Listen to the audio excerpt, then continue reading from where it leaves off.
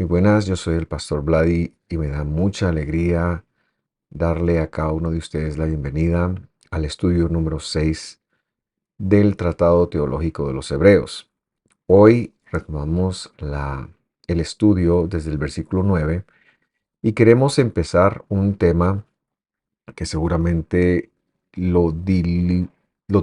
terminaremos de dilucidar en el estudio 7. En la próxima semana el tema se llama Bajo sus pies. Y yo quisiera empezar este momento haciendo una conexión con el estudio pasado. Y es que en el estudio 5 nosotros hemos visto cómo, bueno, realmente lo hemos visto en todas las lecciones, cómo el autor va concatenando y va uniendo conceptos que ha dicho para dejar ideas muy claras. Y en el estudio pasado el autor hacía una magistral interpretación del Salmo número 8, en la cual nosotros logramos conectar que lo que David vio fue una visión en este salmo, que normalmente se tiene como en función de los humanos, pero que realmente está hablando de la función disminuida de Dios, que Él se iba a disminuir, iba a tomar una forma de hombre, iba a venir a este mundo y que esa venida, dice el libro de los Hebreos, solamente se puede atribuir a Dios. Vamos a leer a manera de introducción, terminando la introducción, el versículo 7 y 8 que los leíamos en la clase pasada. Dice así: lo disminuirás, hablando del Ben Adam, el hijo del hombre, lo disminuirás, dice, un poco inferior a los ángeles o a los Elohim, eso lo hemos interpretado ya, es decir, Dios. Lo coronarás de gloria y honor y lo has puesto sobre las obras de tus manos. Todo lo has sujetado bajo sus pies. Este es nuestro tema. Porque al sujetarlo todo a él, no dejó nada claro que no dejó nada que no le sea sujeto. Pero ahora vemos que aún todas las cosas, pero no vemos aún, perdón, todas las cosas sujetas a él. Y eso es precisamente lo que queremos explicar. Porque seguramente el autor se ha topado con la duda de algunas personas. Bueno, nosotros pensábamos que si el Mesías venía, todas las cosas se iban a arreglar. Pensábamos que el reino de Israel iba a ser restaurado, iba a ser restablecido. Pensábamos que viviríamos las promesas a los patriarcas. En fin, e incluso a día de hoy, esta es una de las de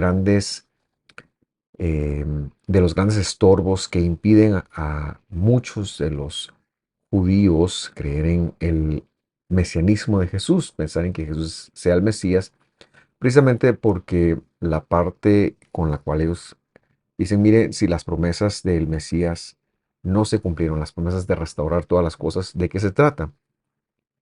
Y este libro nos va a enseñar por qué es que todavía no se han cumplido las promesas del milenio y, y tiene un gran sentido. También está escrito, por supuesto, pero digo, esto lo veremos tanto hoy como la próxima semana.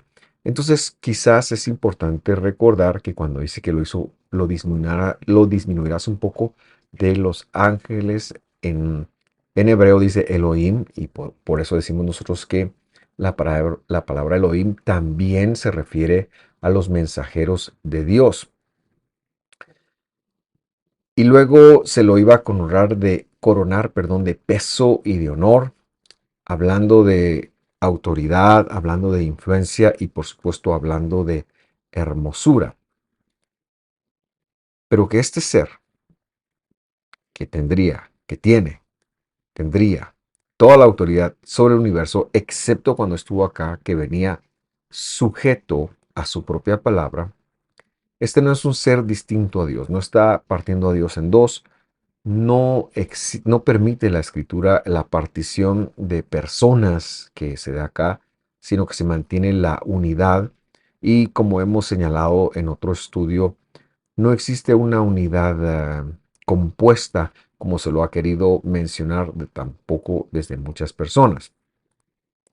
En hebreo es muy claro cuando el salmista dice, todo lo sujetarás a un futuro, todo lo sujetarás bajo sus pies.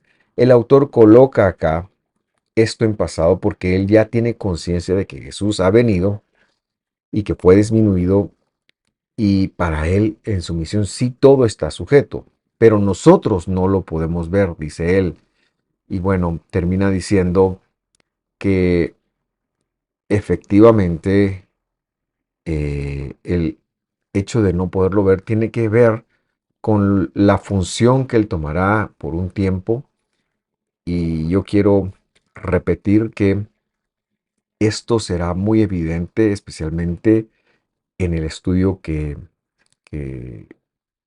tendremos la próxima semana, el estudio número 7, porque, repetimos, queremos responder a la pregunta de, bueno, si ya vieron Mesías, ¿por qué todo sigue igual? Y respondemos en primer lugar, no sigue igual, pero también decimos, hay una función sacerdotal que él está haciendo, por eso ha venido a suprimir y tomar el sacerdocio arónico, pero también hay un factor que tiene que ver con los que todavía no han entrado al reino de Dios y como he mencionado ya hasta la saciedad, lo veremos la próxima semana.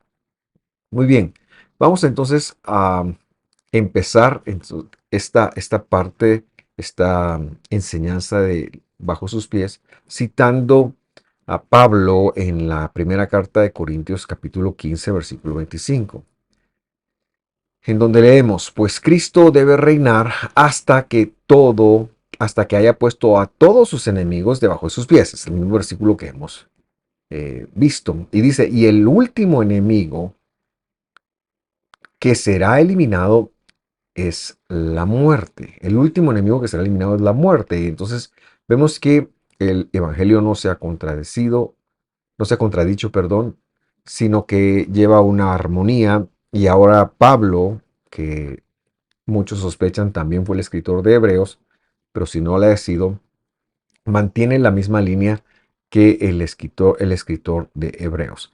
Avanzamos hacia el versículo 9 de nuestro estudio de Hebreos y leemos, pero vemos a aquel está en mayúsculas porque se refiere a Jesús, que fue hecho, que fue disminuido, deberíamos de decir, un poco inferior a los ángeles. Es decir, a Jesús coronado de gloria y honor a causa del padecimiento de la muerte, para que por la gracia de Dios probara la muerte por todos. Y entonces aquí dice el autor, miren, a Jesús su muerte hace que le haya sido dada la corona de el peso. Recordamos que el hecho de que solo hay salvación en el nombre de Jesús se refiere a esto. Solo hay reflejo de la gloria de Jesús. Solo hay Ruach HaKodesh, es decir, Espíritu Santo en nosotros por medio de la obra del Mesías. A eso se está refiriendo. El versículo 10 lee, porque convenía para aquel, para quien son todas las cosas y por quien son todas las cosas, llevando muchos hijos a la gloria, hiciera perfecto por medio de los padecimientos al autor de la salvación de ellos. Y pareciera una idea muy profunda, parece una idea un poquito confusa también. Si la leemos de nuevo, quizás podemos empezar a aclarar lo que quiero comentar con respecto a este versículo, porque convenía que aquel es Jesús, para quien son todas las cosas, o sea, Él es el Reshit de Dios, Él es el en función de quien se han hecho todas las cosas y por quien son todas las cosas, es decir, Él es el que causa que todo se haga, llevando muchos hijos a la gloria o al peso, hiciera perfecto por medio de los padecimientos al autor de la salvación de ellos. Y entonces aquí pareciera ser que está hablando que aquel entonces es Dios y que Él hiciera perfecto al autor de la salvación de ellos. Este verso, si lo tratamos de entender como lo acabo de leer, deja la idea de que Jesús está siendo hecho perfecto, está siendo como autor de nuestra salvación, está siendo perfeccionado por medio de los padecimientos. Pero hemos de decir, en primer lugar, que este versículo está mal traducido y por lo mismo refleja un error teológico muy importante. Jesús es Dios. Él nunca pecó. Él es perfecto. Él nunca dejó de serlo. Jesús no tenía por qué venir a la tierra y ser perfeccionado de ninguna manera. Él es perfecto. Es que no podemos hablar de Jesús sin pensar que es Dios. Yeshua, no podemos pensar que Él no sea Dios. Él es Dios, pero si no fuera perfecto, si necesitara haber venido a la tierra para ser perfecto, entonces dejaría de ser Dios. ¿Qué es lo que necesitamos empezar a aclararnos?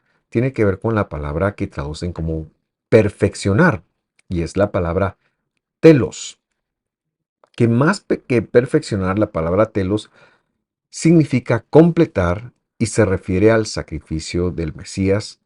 La Reina Valera 1909, para que usted vea que no es una ocurrencia mía, lo traduce de la siguiente manera y me gustaría que lo leyéramos. Dice, porque convenía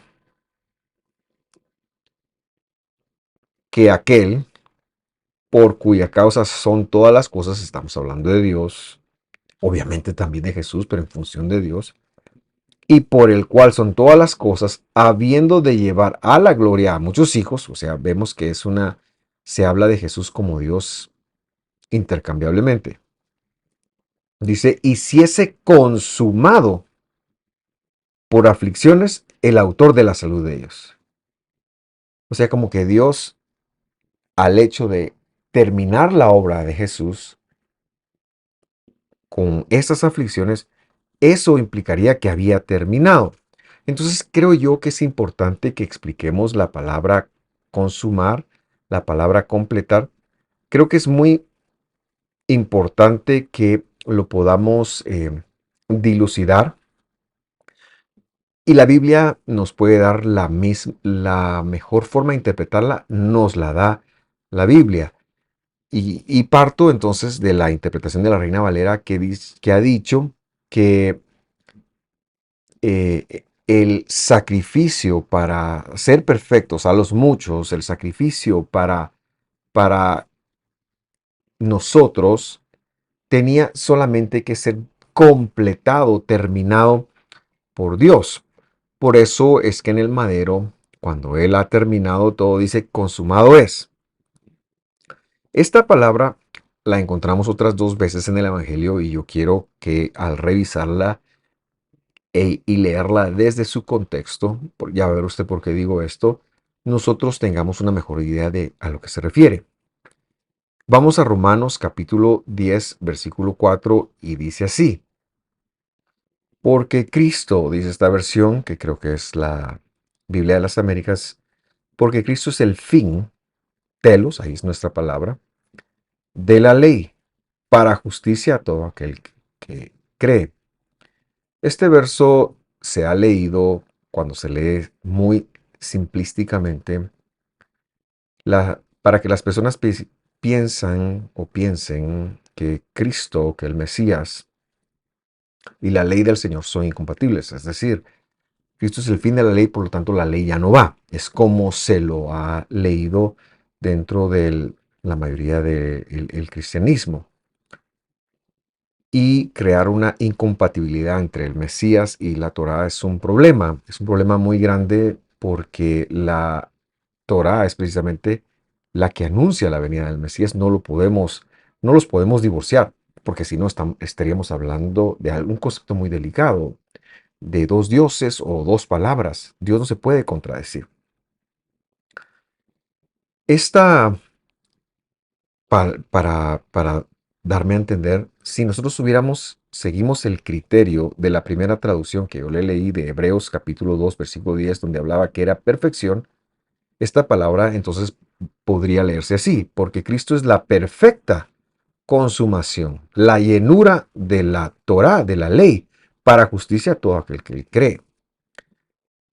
Si entendemos la palabra fin como una meta, entonces justo esto lo podríamos ver así. Pero lo que tenemos que entender, y por eso nos sirve el contexto, es que en el tiempo antiguo, cuando alguien llevaba una bolsa de viaje, en ella lo que colocaba hasta el fondo era el dinero, y a ese dinero que iba hasta el fondo, por ser lo que podía financiar el viaje, se lo llamaba telos, el fin. Cuando Pablo está diciendo que Cristo es el telos de la Torah, de la ley, lo que está tratando de decir es que es el tesoro, es lo que está de último. Cristo es la persona, el Mesías, es la persona sobre la cual descansan todas las promesas de Dios. Lo que se ahorraba, lo que se guardaba, precisamente iba hasta el fondo. Pablo está comunicando que Jesús es el tesoro de la Torah. Eso significaba la palabra telos dentro del contexto histórico. Por supuesto, nosotros, si vamos a consultarlo a un diccionario, a un traductor, vamos a ver que sí dice final, pero no hemos de entender cómo Cristo representa el fin de la Torá. No, no puede ser. Este concepto, simple y sencillamente, si nos ponemos a pensar, haría entonces que Dios invalidara todas las demás promesas. Y si Dios invalida las demás promesas, o las promesas que vienen antes de Cristo, entonces ni siquiera Cristo podría aplicar. Lo que está diciendo entonces el capítulo 10 versículo 4 es que el Señor es el tesoro, es lo que estaba al final, es en lo cual descansaban todas las promesas. Porque históricamente, cuando alguien iba de viaje, guardaba su tesoro, su dinero hasta el fondo de su bolsa para poder volver cuando debía de hacerlo. La consumación de la Torah, es decir, la realización, pero no debemos de entender consumación como el acabar de, sino la realización, la perfecta realización de la Torá estaba apuntando a Jesús. Es decir, la Torá tenía como objetivo primordial que las personas pudieran ver al Mesías en ella, que era el que venía a cumplir la promesa. Por eso es que era el tesoro de la ley, porque venía a cumplir la promesa, pero de ninguna manera esto está acabando con lo que Dios ha dicho. Porque si lo acabara, entonces también el hecho del Mesías no tendría un sostén legal. La correcta forma de leer esto sería de la siguiente manera, Romanos 10:4, porque el Mesías es la manifestación final, la cima de la Torah, la manifestación final de la Torah, la cima de la Torah, el clímax de la Torah, el tesoro de la Torah. Es decir, para la justicia a todo aquel que es conducido a creer. El otro versículo que también podemos tomar un concepto que ahonda en la palabra telos, dice así, Hechos 20:24.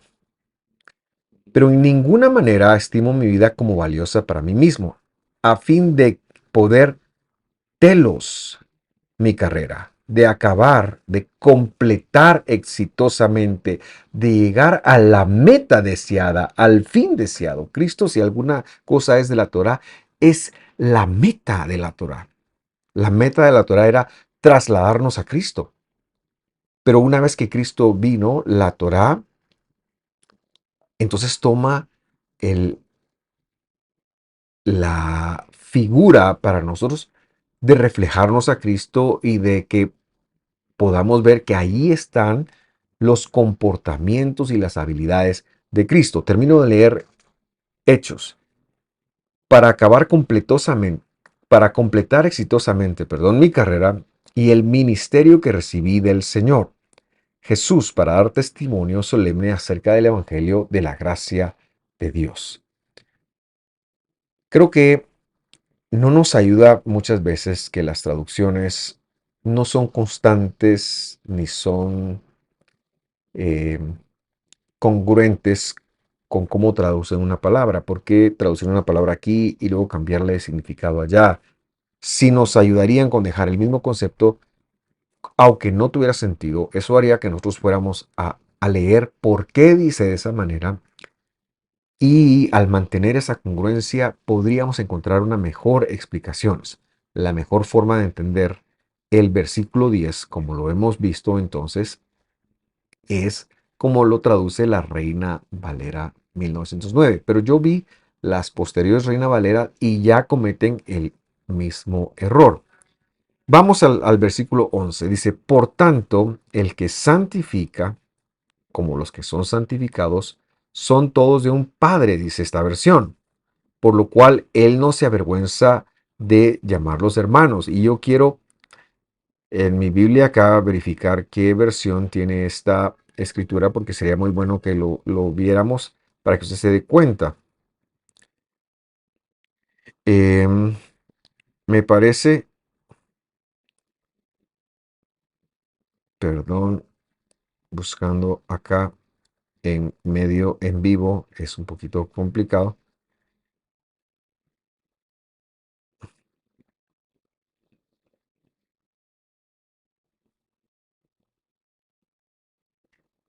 Bueno, no lo encuentro acá, pero no es la Biblia de las Américas, ni siquiera es la Reina Valera 1909, puede ser una posterior. ¿Por qué lo digo? Porque este verso en griego ya presenta una ambigüedad. Y esa ambigüedad hace que el traductor de esta versión incluso coloque la palabra padre, como pensando en que Dios es padre, pero ahí no, la palabra padre no sale en el original, no existe la palabra padre en el original. Ellos tienen una inclinación teológica y una deducción y por eso lo ponen ahí. Y eso influye en que nosotros veamos a Jesús como el hijito y por lo tanto el hermanito mayor y ya nos vamos haciendo una familia. Pero eso no es lo que está diciendo acá. La mejor forma de entenderlo lo vamos a leer ahora. Dice, por tanto, el que santifica, es decir, el Mesías, como los que son santificados, es decir, nosotros, todos de uno proceden.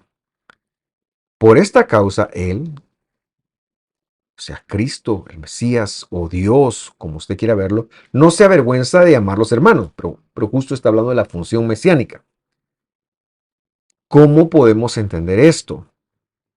Porque, como mencioné, había una ambigüedad que hace que el traductor, con una carga teológica, ya incluso ponga una palabra que ni siquiera está en el original. Para entender bien esto, tenemos que regresar al capítulo 1, conectando que, en primer lugar, todas las cosas fueron creadas por Él, para Él. Él vino como siervo y como siervo se tuvo que disminuir para no destruir a la humanidad y vino a ofrecer un cuerpo, vino a ofrecer un sacrificio, un corbán, un acercamiento. Por lo tanto, Él es el santificador. Pero ahora, tanto el santificador como los santificados parten de uno. No es que sean de uno, sino que parten de uno, porque este de, y este es el problema de la ambigüedad, no es posesivo, no son de Él, sino que tenemos que entenderlo como un de procedencia. No es un de posesivo, sino es un de procedencia. Es decir, vienen de uno, vienen de uno. Por supuesto, todos vamos procediendo de Dios porque en primer lugar ha enviado su cuerpo, ese cuerpo santificó un pueblo y ahora ambos, los santificados, proceden de la idea de Dios de ser ese pueblo.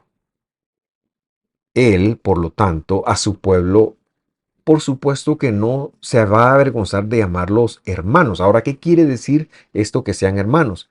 No quiere decir que, como dicen ahora, que son brothers, que son cuates, sino quiere decir que son coherederos. Si él es el heredero activo que vino a repartir la herencia, que eso significa el Hijo del Hombre, el Hijo de Dios, si él es heredero del reino de los cielos, pero activo, es decir, no porque él está recibiendo una herencia, no porque Él está recibiendo la herencia del reino de los cielos, sino porque Él vino a repartir la herencia del reino de los cielos, la cual es la salvación y la vida eterna. Él, como heredador, he de decirlo, aunque esa palabra no existe, hace coherederos a los demás. Recordando entonces que nosotros hemos recibido la herencia por el sacrificio que Él, por la santificación que Él hizo de nosotros. Él, en llamarnos coherederos, cosiervos, no es un problema para Él. Pero hemos de recordar que Él ya no es siervo, Él es rey. Leemos el versículo 12 para ya empezar a cerrar esta instrucción. No quise entrar a la siguiente semana porque la siguiente semana sí me va a llevar un poquito más de tiempo explicar esto y cerraremos este tema la próxima semana en el estudio 7. Pero en primer lugar introducimos esta idea recordando que viene a decir que son coherederos. Es decir, que Él ahora ha escogido un grupo de personas que van a heredar la salvación, que van a heredar la vida eterna. Y es en ese ánimo que el versículo 12 lee. Cuando dice, anunciaré tu nombre a mis hermanos en medio de la congregación. Yo le puse con una diagonal después la palabra que está ahí, en medio de la iglesia. Te cantaré himnos. Esto es lo que está escrito en griego.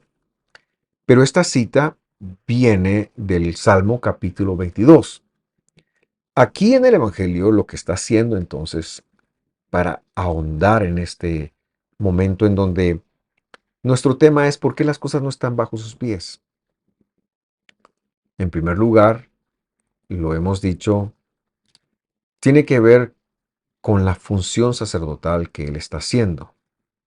Pero ahora quiero dejar introducir una idea. También tiene que ver con sus hermanos. También tiene que ver con la congregación. Y esto nos debe de ayudar a ampliar un poquito la cosmovisión. Porque en Hebreos dice iglesia citando al salmista David. Pero en la mayoría de congregaciones cristianas del mundo se dice que la iglesia no nació sino en Pentecostés. Esta creencia del nacimiento de la iglesia como un grupo distinto al pueblo de Dios hace en primer lugar que Dios tenga dos novias, dos esposas, dos pueblos. Y esa idea no es bíblica. En primer lugar, porque si hablamos de esposas, Dios sería un Dios bígamo y eso no es posible. Y me disculpo incluso por siquiera poner esa comparación. Dios tiene un pueblo. Dios solo tiene un pueblo. La idea de la sustitución, de que Dios sustituyó el Israel de Dios, que tiene elementos del Israel físico, pero que no está exclusivo al Israel físico y que sobre todo en nuestros días se lo ve al Estado de Israel, al país mediterráneo como el pueblo de Dios. Hemos de decir que esa es una postura equivocada y vamos a decir por qué. Porque la iglesia no nace en hechos según David. David está diciendo en el capítulo 22 del Salmo 22 que el heredador, que es Jesús, iba a anunciar el nombre de Dios, el nombre de la salvación, a sus hermanos. Lo iba a hacer en medio de la congregación, es decir, no era para toda el pueblo de Israel, pero sí era para una iglesia, sí era para un pueblo. Y repito, la idea es solo un pueblo. Dios no desechó a Israel. La teología de la suplantación, la teología de que Dios desechó a Israel y ahora escogió a la iglesia, repito, no es bíblica y no la podemos aceptar porque contradice la Biblia y pondría a Dios en una postura muy difícil. Lo que nosotros tenemos que entender es que el pueblo de Dios, la congregación de Dios, existió desde Génesis. Ese pueblo fue el que Dios empezó a levantar con los patriarcas, empezando con Abraham y sus hijos.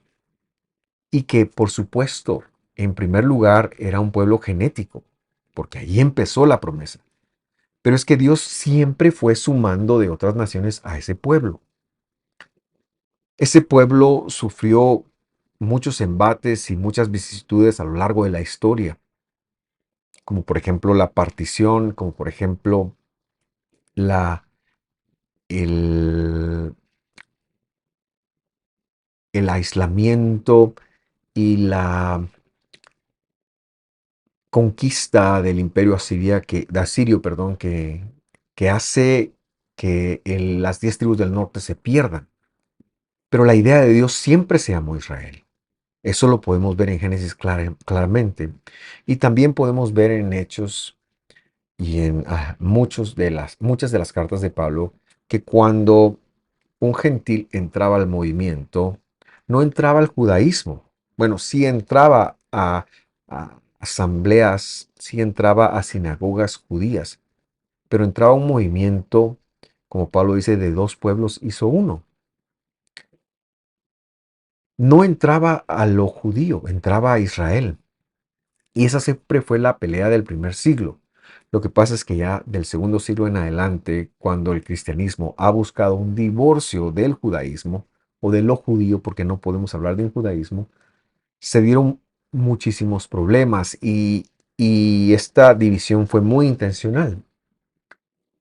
Pero la iglesia ha existido desde siempre. La iglesia es una idea de Dios y en el Antiguo Testamento, o el Testamento de los Antiguos, Dios le dio un nombre. El nombre era Israel e incluía personas genéticas e incluía personas de las naciones que se fueron agregando. Esto es así desde la salida de Egipto. Esto es así desde que Agar se une al pueblo de Dios.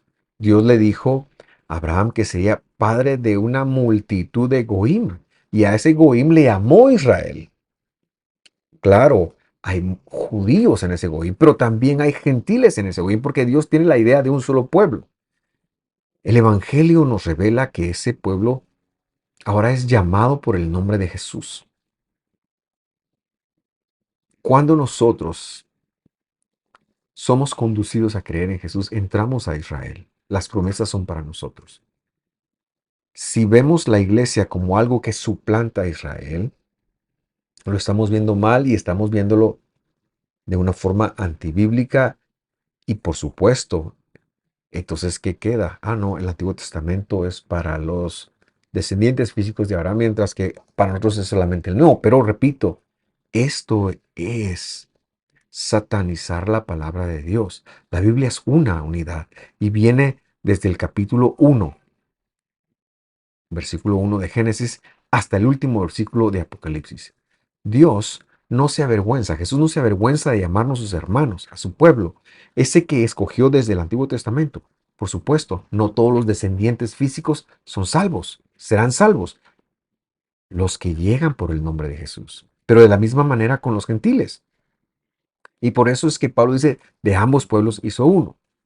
Ese pueblo se llama Israel. La iglesia, si se lo ve como una institución aparte de Israel, es un error.